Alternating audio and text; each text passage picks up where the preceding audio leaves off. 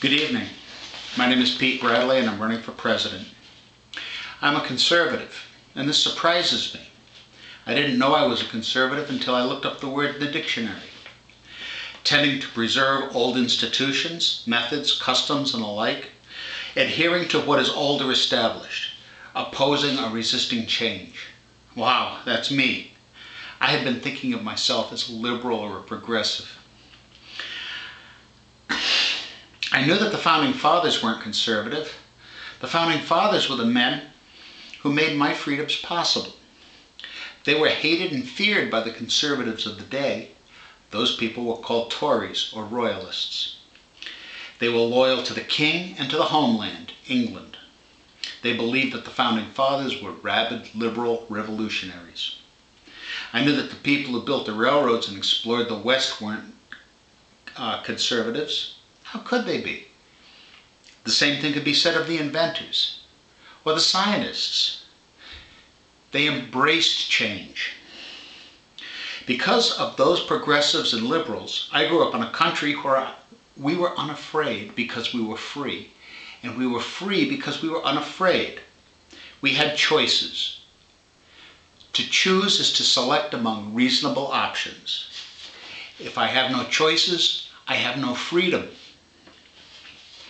Today I'm writing as a conservative because I want to go back to that old way of life, a life where I was not afraid, where I was not spied on, where my God was strong enough to defend himself.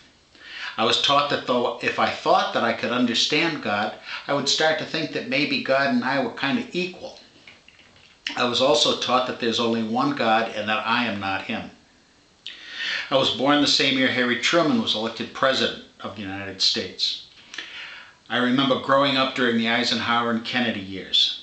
This is where my conservative roots are. At school, I was taught that enemy countries wanted to bomb me with weapons of mass destruction, and I was taught to duck and cover. I was taught that the enemy lived under dictators. They pretended to have governments, but the massive, monolithic national assemblies just rubber-stamped the dictates of their leaders. I was taught that the enemy secretly spied on its own citizens. These police forces arrested its citizens in the middle of the night. They dragged them off to prisons where they were tortured. They had show trials where they put the torture-induced confessions out to the public. They put people in secret prisons, and these prisons were secret because nobody ever looked at them. The prisons were right out in the open. Everybody knew about them. But if you mentioned them, you might end up inside them. Nobody ever spoke of them.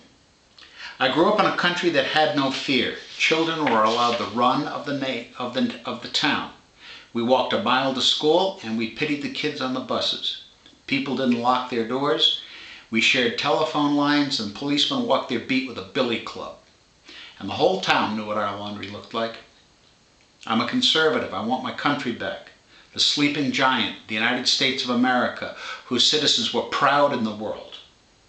My leaders remembered that part of their oath which said to preserve and protect the Constitution of the United States.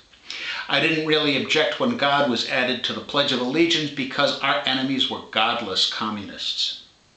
The United States had Peace Corps and we had battleships. Today we have a government that does not do the people's business, that seems to be for sale to anyone who can stuff a briefcase full of money, stick in a pre-written bill, and somehow deliver it, usually with the aid of a lobbyist badge.